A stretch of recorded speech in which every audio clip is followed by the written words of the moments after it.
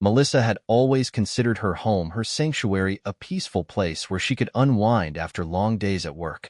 But that sense of security began to crumble one Saturday afternoon when she returned from running errands. As she pulled into her driveway, something odd caught her eye. There, on the sidewalk leading from her backyard gate, were a series of wet footprints, faint yet unmistakable. They stretched in a haphazard trail, some smudged by the warm afternoon sun, but they were there. At first, she brushed it off, telling herself that it could be anything. Maybe a neighbor's dog had knocked over a water bowl, or perhaps a utility worker had come by and left them behind.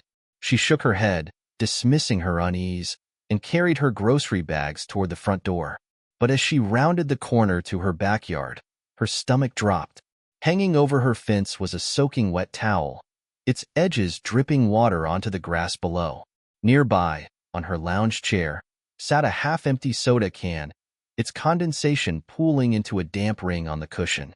Her pool float, which she always kept neatly positioned at the side of the pool, was drifting lazily in the water, clearly having been disturbed. Someone had been in her backyard. A chill ran up her spine as she scanned the area. Everything else seemed untouched. The patio furniture was in place. The garden tools still leaned against the shed where she had left them. But the evidence was undeniable. Someone had not only trespassed onto her property, but they had used her pool, relaxed in her chair, and left behind their trash like it was their own personal retreat. Her stomach twisted in frustration. Determined to find out who was responsible, Melissa went door to door, asking her neighbors if they had seen anything unusual. The first person she spoke to, an older woman tending to her flower bed, barely seemed concerned. "Oh, it's probably just one of the kids," she said with a dismissive chuckle, waving a gloved hand. "You know how they are. Always looking for a little fun. It's just a pool, dear." Melissa forced a tight smile and thanked her before moving on. The next neighbor, a middle-aged man working under the hood of his car, smirked at her question. He barely looked up as he muttered, "Nice pool, Miss Carter. People notice." There was something about the way he said it that sent a fresh wave of irritation through her. He wasn't wrong. Her pool was one of the nicest in the neighborhood.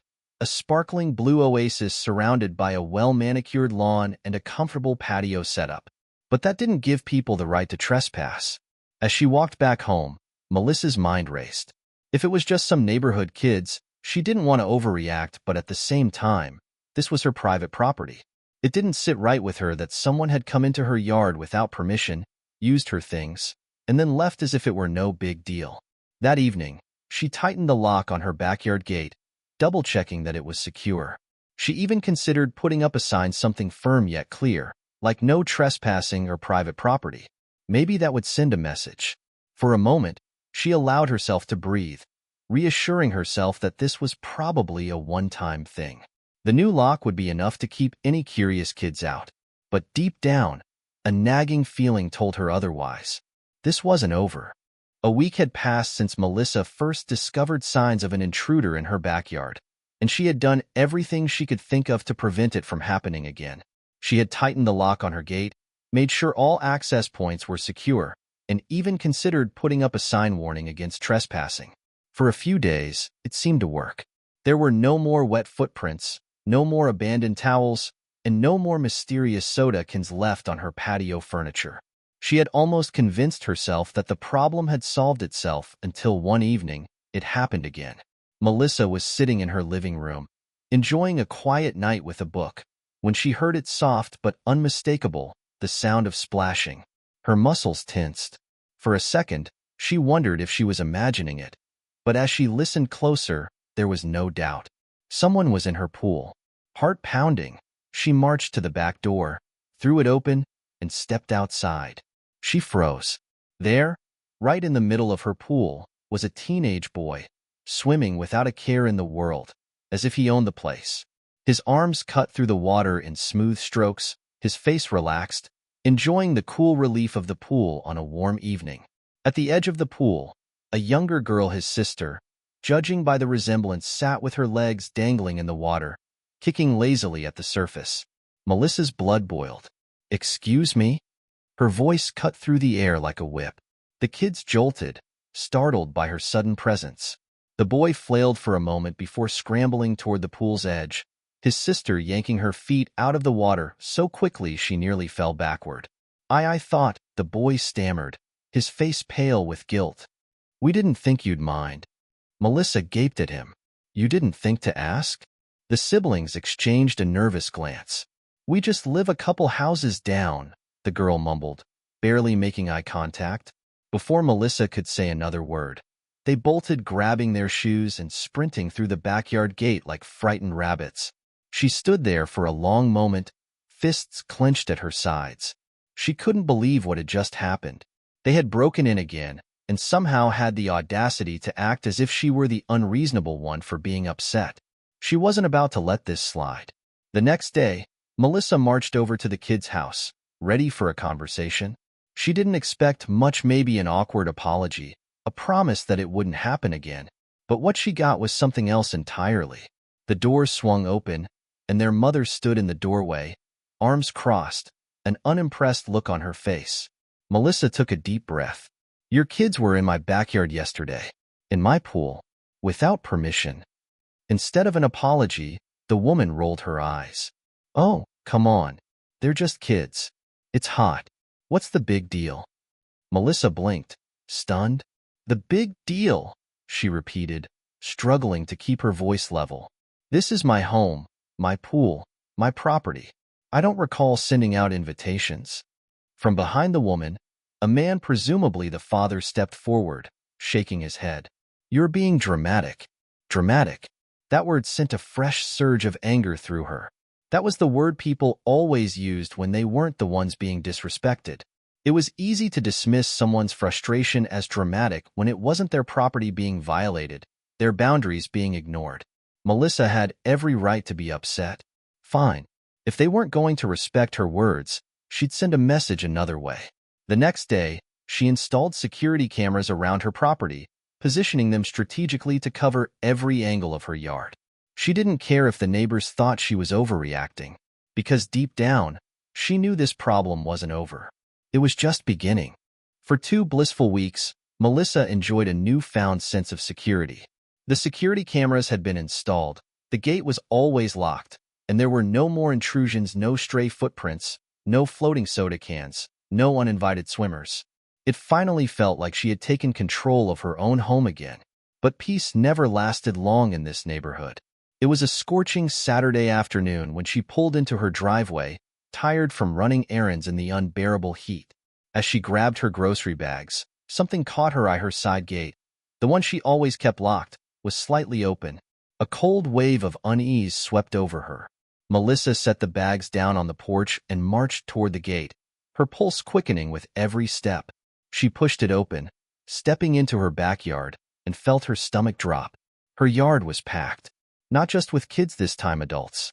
Lounge chairs were occupied, people laughing and lounging as if they were at a private beach club. Beer bottles littered the ground, a few rolling lazily near the edge of the patio. A folding table, one she had never seen before, was set up near the pool, covered in snack bowls, plastic cups, and a half-eaten bag of chips. And the pool? Full. Grown women stood waist-deep in the water, chatting with drinks in their hands like they were at a resort. A man she had never seen before leaned against the pool ledge, sipping casually from a red Solo cup. A group of kids shrieked and splashed, completely oblivious to the fact that they weren't in their own backyard.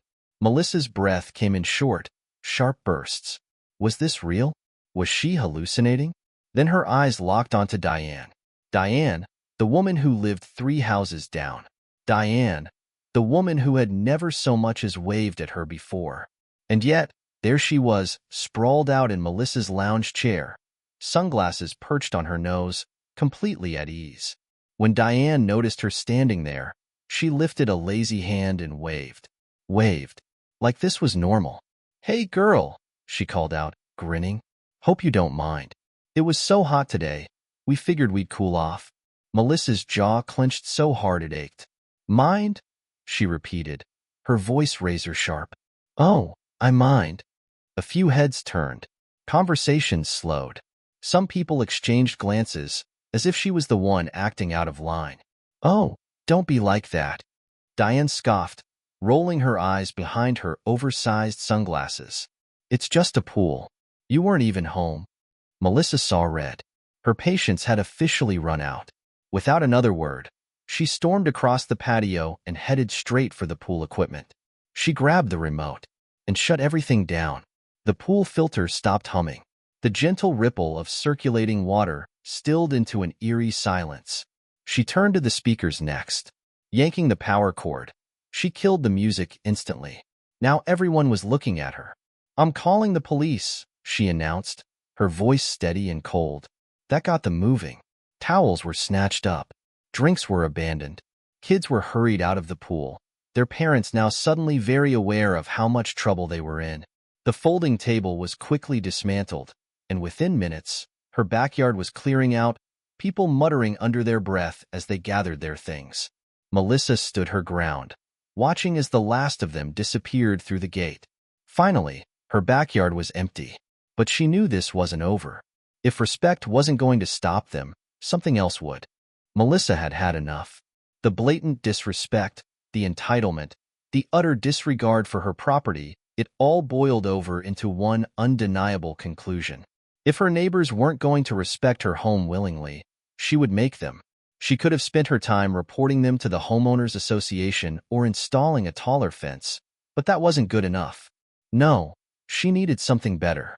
Something that would make them think twice before ever stepping foot in her yard again. So, she got creative. Her first step was to eliminate any vulnerabilities. She replaced her side gate lock with a heavy-duty one, industrial grade, unbreakable, the kind used for securing warehouses. There would be no more accidental open gates. Then, she reinforced her backyard fence, adding a few extra feet of height just to make sure no one could easily peek over or hop in. But that was just the beginning. The real masterpiece came in the form of a little-known trick used by public pools to expose rule breakers' pool dye. Not just chlorine, something stronger. A special chemical treatment designed to react with urine, turning the water a vivid, unmistakable shade of bright green. Melissa smiled to herself as she placed the order. It was completely harmless, but the psychological effect? Devastating. Next, she crafted the perfect warning sign. She ordered a large, custom-made plaque and mounted it directly onto her fence where everyone could see it. Warning: pool chemically treated for unauthorized use. Exposure may cause rash, severe itching, or temporary skin discoloration. Was any of it true? Absolutely not. But they didn't know that. To really sell the lie, she took things one step further. She reached out to a friend who worked in maintenance and asked for an empty industrial chemical container, one of those large, intimidating plastic jugs with the bright red hazard labels, the kind that screamed danger. When it arrived, she carefully placed it next to her pool pump, tilting it slightly on its side as if it had been recently used. The faded warning labels on the jug added the perfect touch of legitimacy. If anyone so much as thought about sneaking in again, they'd see that ominous container and think twice before taking a dip. And then, all that was left to do was wait. Melissa didn't have to wonder if they would come back. She knew they would. They had ignored her before, dismissed her boundaries, called her dramatic, laughed in her face. But soon, they would learn. This time, it wouldn't be Melissa who was left fuming in disbelief. It would be them. It didn't take long. Melissa had expected some kind of reaction, but she hadn't anticipated just how quickly word would spread. The first sign of victory came the very next afternoon. A pair of teenage boys strolled past her fence, laughing about something as they kicked a stray rock down the sidewalk. One of them glanced toward the backyard, probably just out of curiosity. Then he saw the bold, all-caps warning sign mounted on her fence. He stopped, nudged his friend. Both of them leaned in, reading the words carefully. Melissa, watching from her kitchen window, smirked as they exchanged a quick, hushed conversation. The second boy took half a step toward the gate, hesitating, but then the first one shook his head. With one last wary glance at the sign, they turned right back around and walked away. That's right, Melissa thought, taking a satisfied sip of her iced tea. Keep walking. But the real entertainment came later that evening. Diane. Melissa had been waiting for her to see it. Like clockwork, Diane strolled by while walking her fluffy little designer dog, one hand scrolling through her phone, the other gripping a retractable leash. As she neared Melissa's yard, she slowed, her gaze locking onto the sign. She leaned in slightly, squinting in the dim light. Before stepping back and pulling out her phone, Melissa watched as Diane snapped a picture. Here we go. Sure enough, not even an hour later, the neighborhood Facebook group was buzzing. Diane had posted the photo with a dramatic caption. FYI, looks like Melissa put some weird chemical in her pool. Says it causes rashes and skin issues. Not sure how safe that is, just a heads up. And then like vultures circling, a flood of comments rolled in. OMG, what if it leaks into the ground? One concerned neighbor wrote. That doesn't sound legal at all. Can she even do that? Someone else chimed in. Why does she even care so much? It's just water. Melissa nearly choked on her drink. Just water? These were the same people who had thrown full-blown pool parties in her backyard, trashed her patio, ignored her property rights, and dismissed her completely. And now that they could no longer treat her home like their personal country club, she was the villain? It was almost too good. She set her phone down and laughed a deep, genuine laugh. The kind that came from pure satisfaction. They weren't mad because they had been caught. They were mad because their free ride was over. No more unauthorized dips in her pool. No more lounging in her backyard like they owned the place. No more cracking open a beer and acting like she should thank them for choosing her home as their hangout spot. Melissa didn't respond to the Facebook thread. She didn't defend herself, didn't argue, didn't explain. She didn't need to. Let them wonder. Let them panic about mysterious chemicals and possible lawsuits. Let them spread rumors and gossip about how crazy she was. She had made her point, loud and clear. A few days passed, and Melissa assumed the drama was dying down. The Facebook post had run its course, the comments slowing to a trickle of passive-aggressive speculation. No one had dared to step foot near her property since the sign went up, and she had been enjoying the rare peace and quiet. Until there was a sharp, deliberate knock at her door. Melissa glanced up from her coffee, already knowing who it was. With a sigh, she set her mug down and made her way to the front door, taking her time. When she finally pulled it open, she was met with exactly the sight she expected. Diane. Arms crossed, eyes narrowed, face flushed with irritation. Melissa barely held back a smirk. Here we go. We need to talk, Diane said, her voice clipped. Melissa leaned casually against the doorframe. Do we? Diane exhaled sharply, her fingers tightening around her arms. Yes, we do. She took a step closer, like she was trying to establish dominance. It didn't work. People are saying you put dangerous chemicals in your pool. Melissa raised an eyebrow. People are saying? Diane's nostrils flared. Don't play games with me. You put up that sign. And now the whole neighborhood is talking. Melissa let the silence stretch, watching as Diane's irritation grew. Then, she smirked. You're right. I did put chemicals in my pool. She tilted her head. To keep out uninvited guests. Diane's lips pressed into a thin line. You can't do that. Melissa feigned surprise. Can't do what? Maintain my own property? Keep trespassers out? Diane's voice edged dangerously close to a whine. What if a kid touches the water? Melissa crossed her arms, mirroring Diane's stance. A kid who broke into my yard? Diane's jaw clenched. That's not the point. Melissa's smirk widened. No, Diane. That's exactly the point. For a brief moment, the two women stood in silence, locked in an unspoken battle. Diane's face flickered with something frustration, maybe even a hint of realization. But just as quickly, she shoved it down, shaking her head in exasperation. With a dramatic huff, she spun on her heel and stormed down the porch steps, her sandals smacking loudly against the pavement. Melissa watched her go, arms still folded, a deep sense of satisfaction settling in her chest. That went well.